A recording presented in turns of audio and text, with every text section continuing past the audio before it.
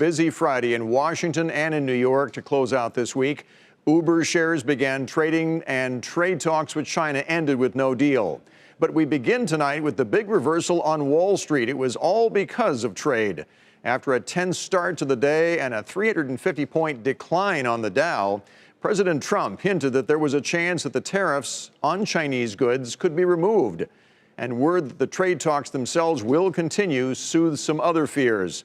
And stocks took off. At the close, the Dow was up 114 points, back to 25,942. The Nasdaq added 6. The S&P was up 10. But for the week, it was a tough week. The Nasdaq and the S&P suffered their biggest weekly declines of the year so far. Pisani has more on all the day's downs and ups. Wall Street went on another wild ride today, with the Dow sinking more than 350 points at its lows after the White House followed through with its threat to raise tariffs on $200 billion in Chinese goods. All three major averages closed out one of their worst weeks of the year, down about 2% across the board. But stocks managed to end well off session lows, basically flat during the day. So what exactly is keeping the markets afloat?